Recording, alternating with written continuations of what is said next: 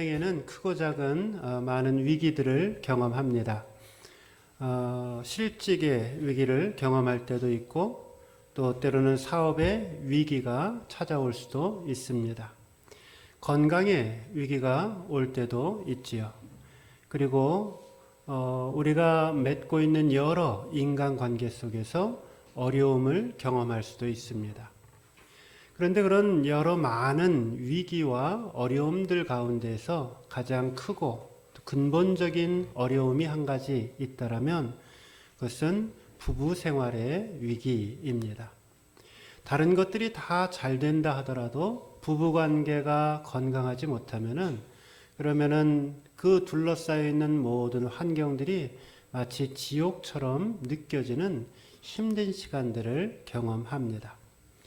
사랑하며 살아야 할 부부인데 어떤 때는 마음속에 사그러지지 않는 배신감과 또 때로는 분노 때문에 한 주일 동안 부부가 같이 산다라고 이야기를 하지만 한 주일 동안 한마디 대화를 나누지 않는 경우도 있습니다.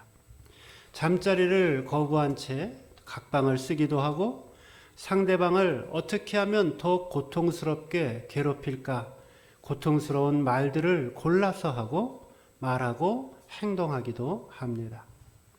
또 어떤 때는 자신의 마음속에 끓어오르는 그 감정을 억제하지 못해서 폭언을 하기도 하고 또 혹은 폭력을 행사하기도 합니다. 배우자가 불륜을 했다거나 혹은 아니면 배신을 했다거나 혹은 상습적으로 술주정을 하거나 혹은 아니면은 폭력을 행사하거나 혹은 눈에 보이지 않는 여러 성격 차이 등으로 부부간의 심각한 분쟁과 갈등을 경험합니다. 마음속에 그 상처가 오랫동안 남아 있어서 언젠가는 내가 나의 배우자에게 내가 그동안 받았던 그 상처를 그대로 내가 되갚아 주겠다 하는 복수의 감정을 품으며 살아가는 부부들도 있습니다. 또 어떤 부부들은 더 이상 내가 부부관계 속에서 당하고 있는 이 어려움들을 참을 수가 없어서 날마다 기회가 주어지기만 하면 내가 이혼할 것이야 하며 살아가는 사람도 있습니다. 결혼하는 사람들에게 당신은 왜 결혼하십니까? 라고 묻는다라면 모든 사람들이 내가 배우자를 사랑하고 또 행복하게 살기 위해서 결혼합니다. 대답합니다. 저는 한 번도 살면서 저는 상대방을 미워하기 위해서 증오하기 위해서 결혼합니다. 라고 말하며 결혼하는 사람을 보지 못했습니다. 나는 불행하고 나는 비참하게 살기 위해서 결혼합니다. 라는 사람도 한 사람도 보지 못했습니다. 그렇습니다. 결혼하는 사람들은 누구나 행복한 부부가 되어서 아름다운 부부의 생활을 일평생 영위하기를 원합니다. 그런데 우리가 살고 있는 이 현실의 부부 생활은 그렇게 원만하지가 못한 경우를 보게 됩니다. 행복의 무지개가 찬란하게 솟아오르는 그런 아름다운 행복의 가정이 아니라 하늘 곳곳에 잿빛 먹구름이 가득 찬 채 우울한 하늘을 바라보는 것과도 같은 그러한 생활을 경험합니다. 결혼하신 분들은 이미 다 경험을 해보셨겠지만 성장 환경이 다르고 또 생각도 다르고 가치관도 다른 두 사람이 서로 한 가정을 이루어서 한 몸이 되어서 산다라는 것이 얼마나 힘든 일인지를 잘 알고 있습니다. 질문을 드립니다. 오늘 여러분의 가정의 부부지수, 오늘 여러분의 가정의 행복지수는 얼마쯤 된다라고 생각하십니까? 여러분 행복하십니까? 하나님께서는 우리가 행복한 가정을 영위하기를 원하십니다. 가정의 행복이라는 것은 저와 여러분들의 소원이기 이전에 하나님께서 우리에게 간절히 소망하고 계시는 하나님의 뜻입니다. 하나님께서 이 땅에 세운 기관이 두 개가 있는데 하나는 교회이고 또 다른 하나는 가정입니다. 이 가정과 교회는 하나님께 세우신 특별한 기관인데 어떻게 보면 가장 문제가 없어야 할 이 두 곳이 가장 문제가 많이 발생하고 어려움을 겪게 되는 그러한 장소이기도 합니다. 왜 그럴까요? 그것은 아마도 그만큼 사단의 공격이 이 교회와 또 이 가정에 집중되어져 있기 때문입니다. 사단은 끊임없이 우리의 가정이 행복한 가정이 되지 못하도록 수단과 방법을 가리지 않고 공격을 합니다. 때로는 성격 차이를 가지고 부부 사이를 갈라놓습니다. 때로는 자녀의 문제를 가지고 부부 사이를 갈라놓습니다. 때로는 성적인 방탕함으로 부부의 관계가 갈라지게 됩니다. 때로는 술과 또 때로는 도박과 여러 각종 세상의 향락을 통하여서 부부의 관계가 서로 같이는 살고 있지만 사실은 같이 살고 있지 않는 외톨이 같은 가정이 되어버리고 맙니다. 바라기는 오늘 말씀을 잘 받으시기 바랍니다. 그래서 내 가정에 웃음의 꽃이 피어나고 행복의 꽃이 피어나고 가정 속에 늘 사랑이 넘쳐나고 배려가 넘쳐나고 감사가 넘쳐나는 행복한 가정 되시기를 주님의 이름으로 축원드립니다. 행복한 가정을 위하여 오늘 우리가 읽은 본문은 우리의 가정이 행복해지기 위해서 특별히 남편과 아내가 힘써야 할 것이 있음을 우리에게 가르쳐주고 있습니다. 첫 번째는 아내들에게 먼저 드리는 말씀입니다. 남편의 권위를 세워주라입니다. 한번 여성분들만 한번 따라해 보세요. 남편의 처녀들도 해보세요. 미래의 남편을 생각하면서 다시 남편의 권위를 세워주자. 네. 남편의 권위를 세워주는 것, 이것이 행복한 가정을 이끌어가는 데 있어서 매우 중요하다. 오늘 성경은 말씀합니다. 1절 말씀을 한번 보세요. 1절 다 같이 읽겠습니다. 시작. 아내들아 이와 같이 자기 남편에게 순종하라. 이는 혹 말씀을 순종하지 말미암지 않고 그 아내의 행실로 말미암아 구원을 받게 하려 함이니. 아멘. 사도 베드로는 먼저 예수 믿고 있는 아내들을 향해서 자신의 남편을 어떻게 대해야 하는지 그 의무에 대해서 말하고 있습니다. 아내들아 이와 같이 자기 남편에게 순종하라. 이 말씀을 요즘에 가장 적당한 현대어로 바꾼다라면 남편의 권위를 세워주라입니다. 저는 일전에 에베소서 말씀을 강의하면서 이 남편에 대한 순종이라고 하는 이 말에 대해서 매우 자세하게 설명을 드렸습니다. 에베소 5장 21절에 보면 그리스도를 경외함으로 피차 순종하라 라는 말이 등장을 합니다. 그리고 22절에 보면 아내들이여 자기 남편에게 순종하기를 죽게 하듯 하라 라고 기록되어져 있습니다. 그러니까 부부간에는 피차의 순종함이 필요하다라는 것입니다. 성경은 부부간에 서로 순종해야 할 것을 말하고 있지만은 특별히 아내들을 향해서 남편에게 순종할 것을 강조하고 있는 것도 사실입니다.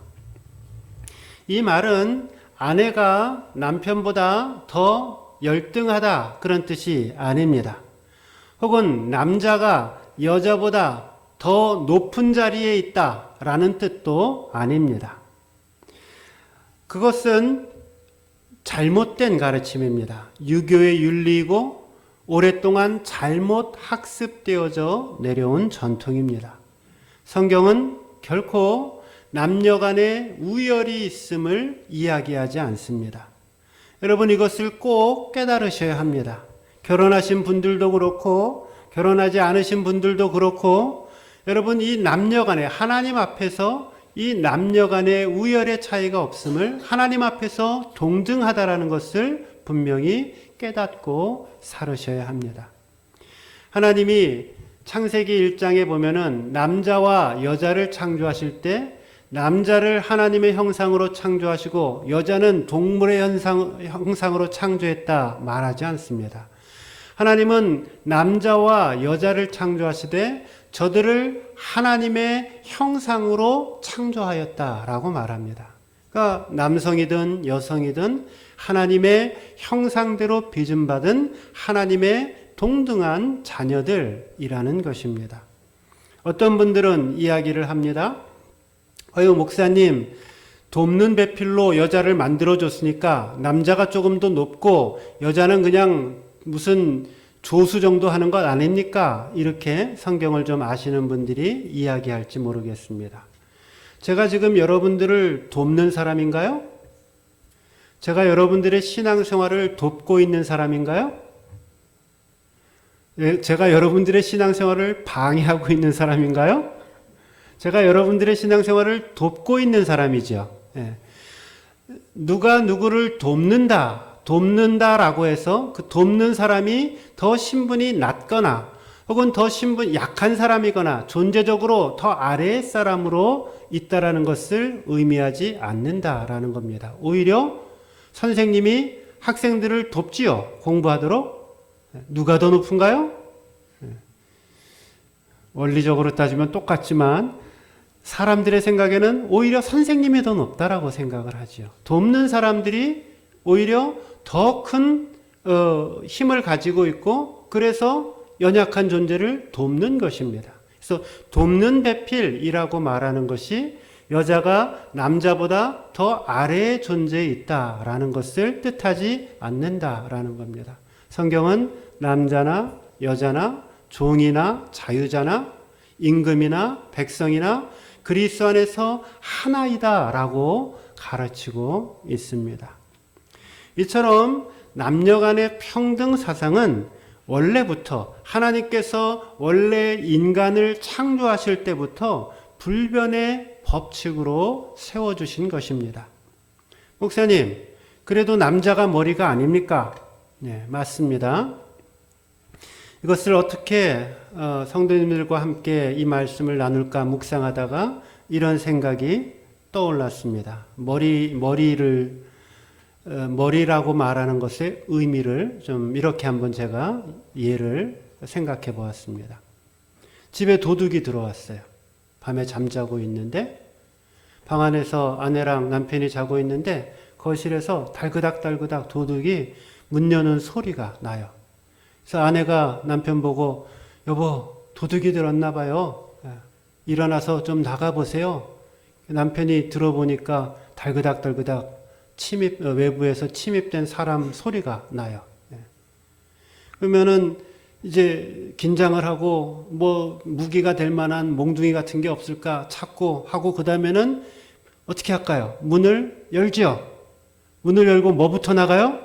다리부터 나가요? 손부터 나가요? 뭐부터 나가요?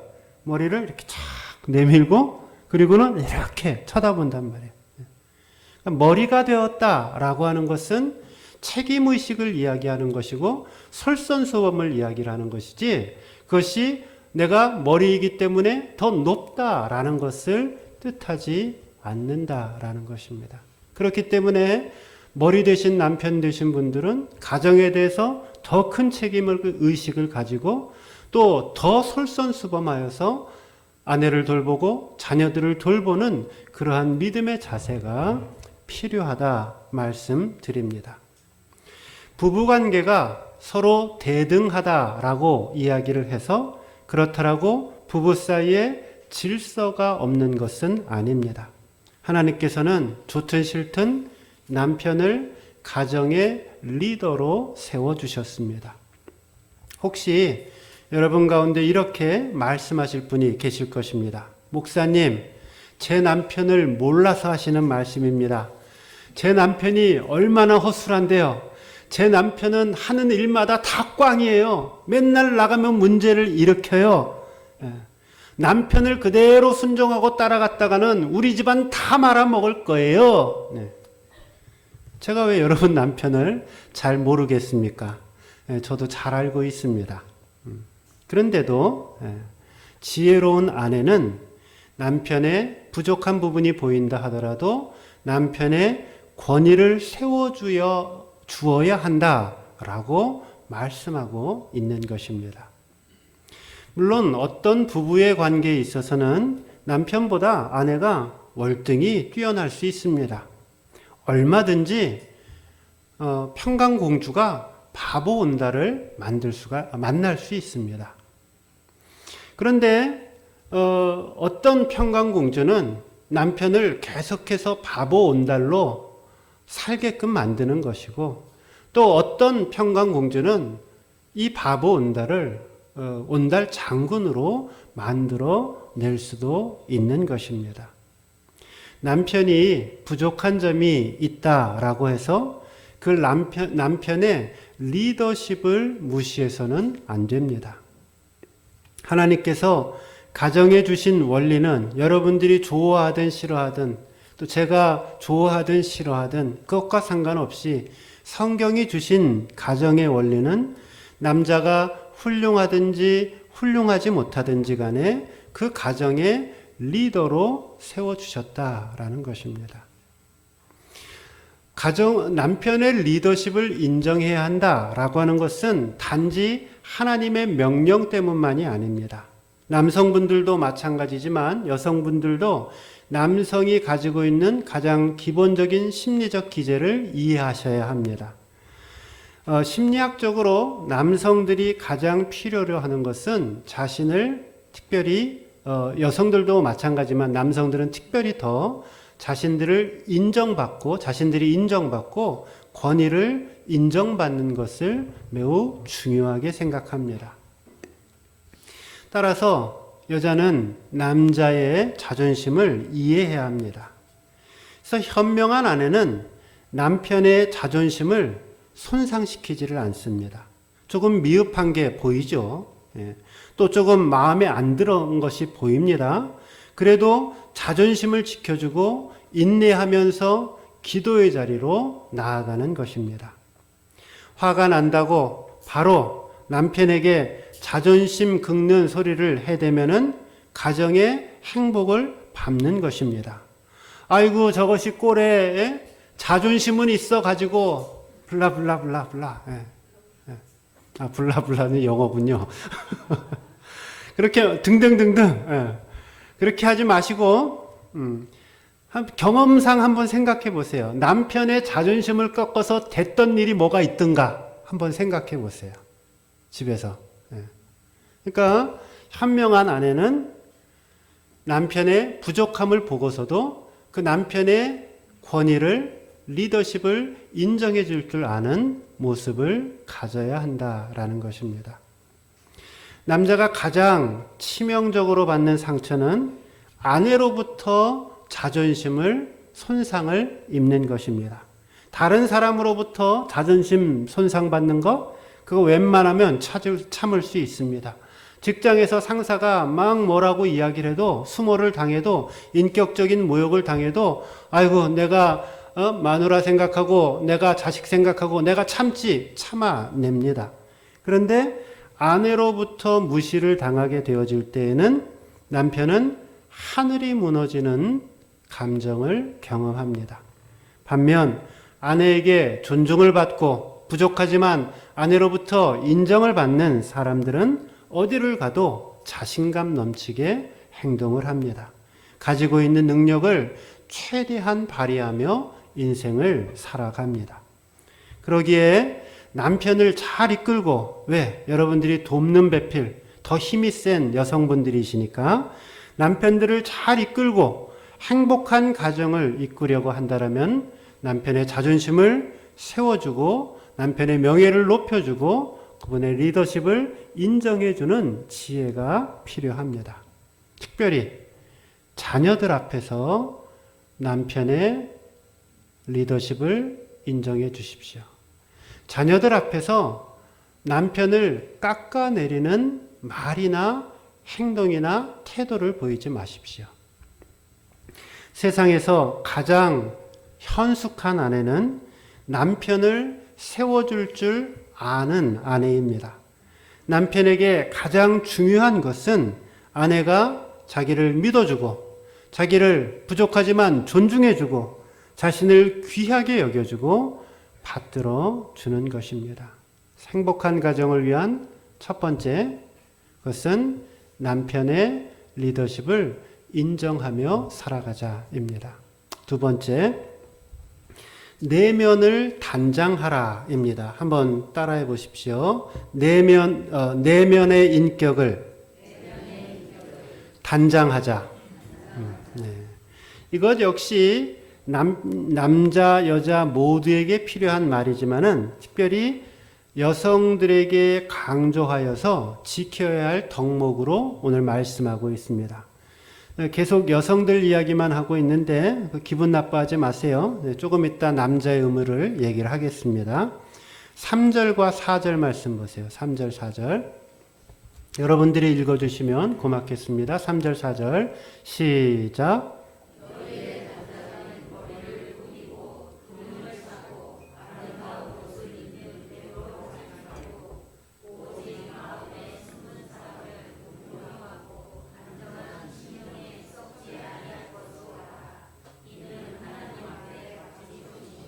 네, 여기 외모로 하지 말고 라는 표현이 있죠. 3절에 이 말을 더 정확하게 번역하면은 외모로만 하지 말고 라는 뜻입니다.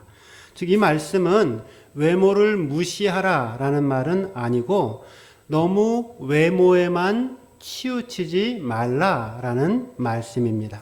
요즘은 얼굴도 경쟁력이라고 이야기를 하고 아름다운 얼굴을 만들고 또 아름다운 몸매를 만들기 위해서 많은 노력도 하고 또 투자도 합니다. 그런데 우리가 겉으로 보여지는 이 외모에만 신경을 쓰지 말고 거기에만 몰두하지 말고 오히려 너희의 마음의 아름다움을 위하여 애써라 라고 이야기를 합니다. 이쁜 사람들의 대명사로 항공 승무원 얘기를 한단 말이에요. 항공 승무원이 왜 이쁜가? 여러분 생각해 보셨나요? 뽑을 때 이쁜 사람을 뽑아서 그런 것도 있겠지만 항공 승무원이 이쁘다라고 말을 할 때 그것은 그들이 오랫동안 훈련과 숙련과 노력을 통해서 상냥하게 대하고 사람들을 예절 바르게 대하고 또 사람들을 배려하고 하는 그러한 훈련들을 통해서 그들이 나타나고 있는 그 몸짓과 행동과 이런 태도들을 통해서 그들이 가지고 있는 아름다움이 더 배가 되어 나타난다라고 저는 생각을 합니다. 얼마 전에 한번 비행기를 탔는데 아마 제가 잘은 모르겠지만 그 비행기에 타고 있는 그 승무원들이 다 얼굴이 안 좋았어요. 그러니까 얼굴이 안 이뻤다라는 얘기가 아니라 얼굴이 잔뜩 화가 난 표정이었어요.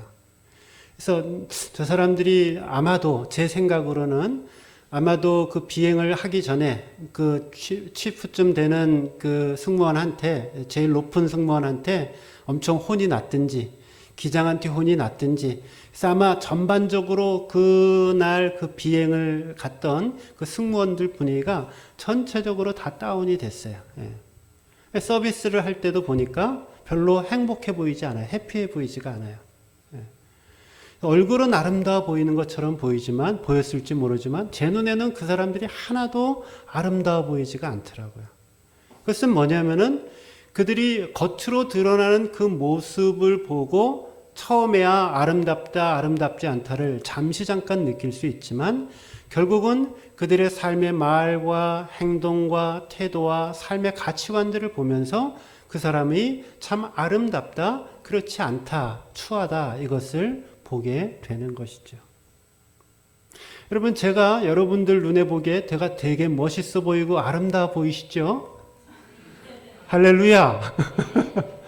그렇죠? 예. 그거는 제가 실제로 얼굴이 잘생기거나 혹은 아니면은, 물론 평균 정도는 돼요, 제가. 근데 그렇다고 해서 막 무슨 박보검이나 혹은 아니면 이런 사람들처럼 잘생겨서 잘생겼다라고 느끼는 것이 아니라 저와 같이 신앙생활하고 같이 생활하고 살면서 얼굴 아닌 다른 모습 속에서 그 사람의 모양이 보여지기 때문에 우리는 그런 것들을 보면서 사람을 평가하고 또 만나고 관계를 깊이 맺어 가게 되지 않습니까? 그래서 오늘 사도 베드로는 너희가 겉으로 드러나는 것이 대단한 것인 것으로 생각할지 모르지만은 실질적으로 더욱더 중요한 것은 그 겉으로 드러나는 것이 아니라 너희 내면의 것들이 어떻게 길러지고 만들어지는 것인가. 그것이 너희들의 아름다움을 결정한다라고 이야기를 합니다. 그러니까 겉으로 드러나는 외면의 아름다움도 중요하지만 그것보다 더욱더 중요한 것은 내면의 아름다움이다라고 말씀을 드리는 것입니다. 목사님 얼굴은 보이는데 마음은 보이지 않지 않나요? 여러분 마음이 어떻게 안 보이시나요? 여러분 마음이 보이세요? 안 보이세요? 저는 여러분 마음이 다 보이는데요. 여러분들은 마음이 안 보이세요?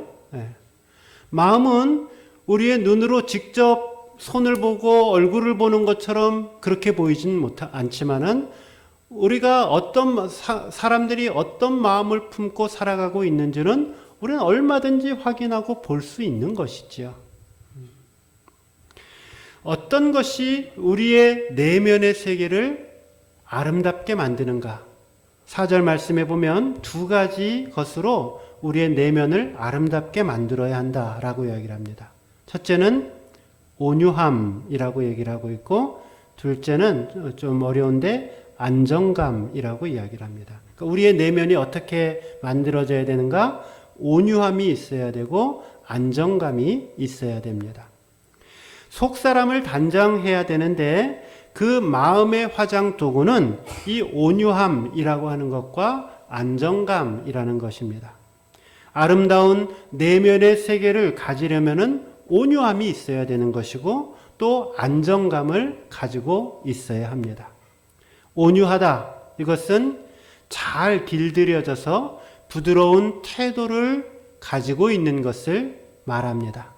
마치 훈련을 잘 받은 강아지나 또 동물들이 그 주인의 명령에 순종하여 따르듯이 내 마음이 성령님께 잘 다스려져서 순종하는 마음이 되어졌을 때 그때 그 마음이 부드러운 마음, 온유한 마음이라 이야기를 합니다. 안정감이라는 표현이 영어 표현으로는 아주 흥미있게 나와 있는데 quiet라고 나와 있습니다. 조용한이라고 나와 있습니다.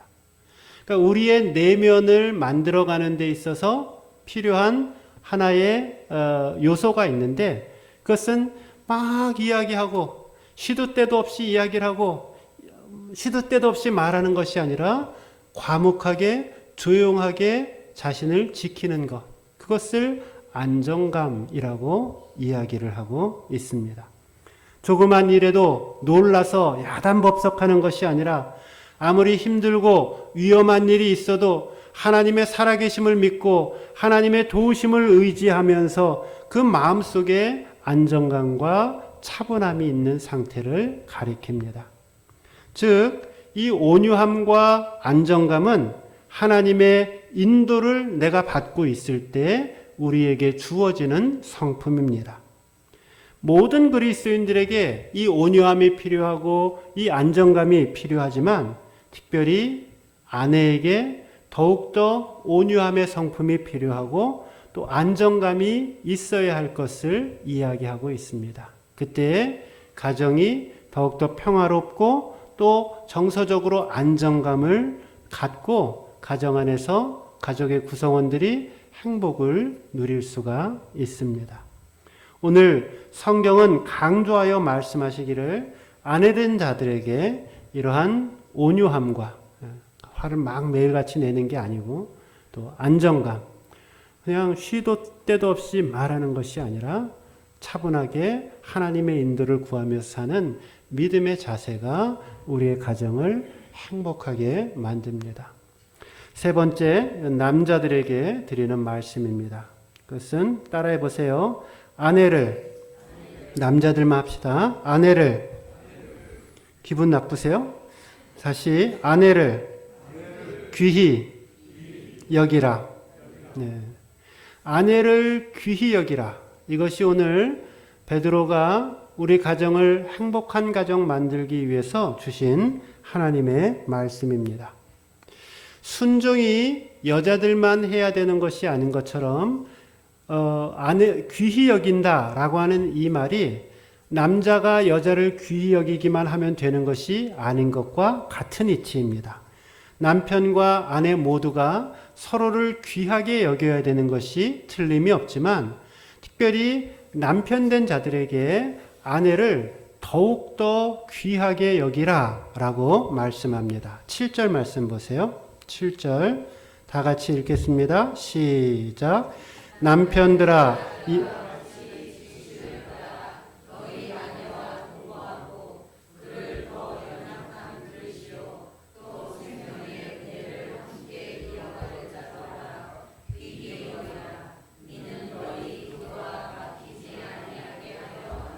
네, 여기 보면 아내를 귀히 여기라 라고 하는 말이 나오죠.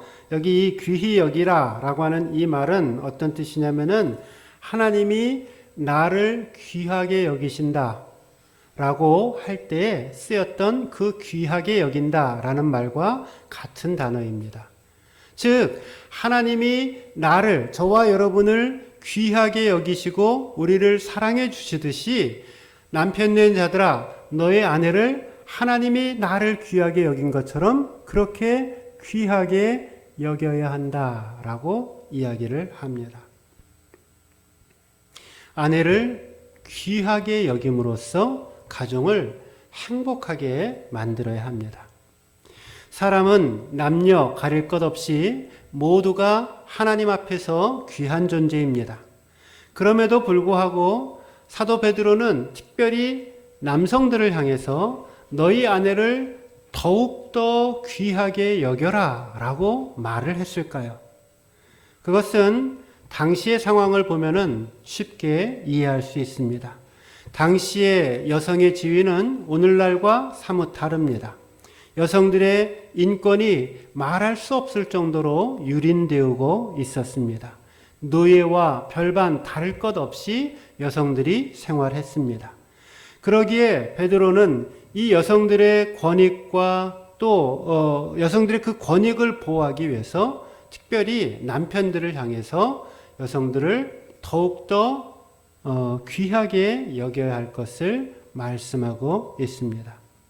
이것이 본문에서 이야기하고 있는 더 연약한 그릇이라고 하는 표현입니다.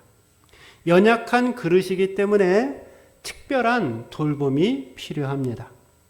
남성 된 분들이 오늘 반드시 기억해야 될 것이 있어요. 그것은 여성들은 뭐라고요? 더 연약한 그릇이라는 것입니다. 또 어떤 분들은 이렇게 말씀하실지 모르겠어요. 목사님, 우리 아내를 몰라서 하는 말씀입니다. 우리 아내는 체격부터 시작해서 마음까지 그냥 산소 같은 여자입니다. 산소 같은 여자가 뭔지 아세요? 산소, 살아있는 소 같은 여자입니다. 그런데 사실은 본질상 여성들은 본질상 약한 존재라는 거예요. 그 약함을 깊이 헤아리는 것이 필요합니다.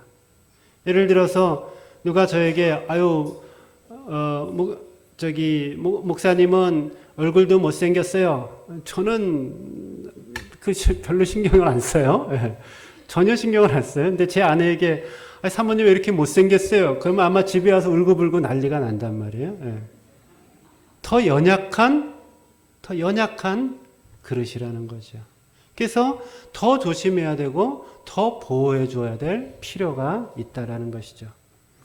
아내가 연약한 그릇이기 때문에 더욱더 귀하게 여기라 라고 하는 이 말은 여성을 대할 때, 아내를 대할 때 인격적으로 대하라 라는 말입니다. 여러분, 여성을 대할 때 인격적으로 대하라 라고 하는 이 말을 여러분 꼭 기억하십시오. 같은 그릇이라도 그 그릇에 쓰레기를 담으면은 쓰레기통이 되는 것이고, 그 그릇에 보석을 담으면은 보석함이 되는 것입니다. 아내가 귀한 존재가 되어지고 혹은 아내가 천한 존재가 되어지는 것은 그 남편이 아내를 어떻게 여기느냐에 따라 달라지게 되어 있습니다. 아내를 인격적으로 대하셔야 합니다. 상대방을 비하하고 상대방을 상스럽고 무분별한 말로 인격적으로 모독하면 안 된다라는 것입니다. 자신의 분을 참지 못해서 폭력을 행사하는 것은 두말할 나위 없이 안 되는 일입니다. 부부간에 인격적인 사랑이 필요합니다. 특별히 남편은 아내를 사랑할 때에 인격적인 사랑을 해야 됩니다. 그 관계가, 인격적인 관계가 지속되어지지 않으면 그 연약한 그릇은 언젠가 깨어지고 맙니다. 베드로는 또한 아내를 귀히 여기라 라고 하는 이 말과 함께 아내와 동거를 해야 한다라는 말씀을 합니다. 7절 말씀 보시면 남편 된 자들아 이와 같이 지식을 따라 너희 아내와 동거하고 그랬어요. 예. 동거, 예. 같이 살아야 된다라는 말이죠. 예. 여기 이 동거라고 하는 말은 육체적인 의미만을 뜻하고 있지 않습니다. 집에 먹을 곳이 있고 또 잠잘 곳이 있고 또 아이들이 있다라고 해서 그래서 내가 나의 부인과 동거하고 있다라고 말할 수 없다라는 겁니다. 아유, 목사님 나 맨날 집에 들어가요. 그거 동거 아니라는 겁니다. 집에를 들어갔다, 들어가지 않았다, 그것이 동거의 의미를 결정하지 않습니다. 아내와 동거한다 라고 하는 말은 아내와 연합을 한다, 아내와 하나가 되어진다 라는 뜻입니다. 이 연합은 전인격적인 연합을 말합니다. 육체적으로 하나가 되어지고 정신적으로 하나가 되어지고 영적으로 하나가 되어지는 그러한 온전한 유니티의 상태, 하나됨의 상태를 말합니다. 몸만 집에 와 있는 것이 아니라 마음도 당연히 집에 와서 아내에게 있어야 되고 그 영혼도 아내와 함께 생활해야 한다라는 말입니다. 특별히 제가 여기서 강조하고 싶은 말은 이 모든 연합의 그 근본이 되어지는 것, 그것은 영적인 연합입니다. 하나님 안에서 같은 목표를 갖고 하나님 안에서 같은 소망을 품고 믿음 생활하며 살아가는 것입니다. 여러분은 행복한 부부가 되기를 원하십니까? 행복한 부부가 되어서 행복한 가정을 이루고 살기 원한다라면 영적인 생활에 신경을 쓰셔야 합니다. 신앙생활은 저를 위해서 하는 것이 아닙니다. 신앙생활은 여러분들을 위해서 하는 것입니다. 오늘도 잠잠히 하나님만 바라보고 무릎 꿇고 엎드려 기도하면서 우리의 가정이, 나의 가정이 날마다 행복의 지수를 높여갈 수 있도록 애쓰며 나아가는 것입니다. 결론의 말씀 맺습니다. 행복은 우연히 만들어지는 것이 아닙니다. 행복은 거저 우리에게 찾아오는 선물이 아닙니다. 부부의 행복은 오로지 그 부부의 태도에 달려 있습니다. 우리 부부가 행복한 부부 생활을 영위할 것인가? 우리 부부가 불행한 인생을 살아갈 것인가? 그것의 유일한 결정인자는 그 부부 당사자들이라는 것이죠. 부부가 함께 노력하지 않고서는 저절로 행복한 가정이 되거나 저절로 사랑이 넘치는 가정이 되지를 않습니다. 한 사람만 노력하는 것이 아니라 함께 노력해야 합니다. 정원도 가꾸지를 않으면은 아름다운 정원이 될 수가 없습니다. 아무리 아름다운 정원도 3개월만 그냥 가꾸지 않은 채로 놔두면은 거기 온갖 잡초들이 무성하고 그냥 우거진 수풀처럼 되어지고 맙니다. 마찬가지입니다. 행복한 가정은 서로 노력하지 않고서는 이루어질 수가 없습니다. 결혼만 했다고 해서 저절로 행복해지는 것이 아닙니다. 그런데 많은 사람들이 서로 노력하지 않고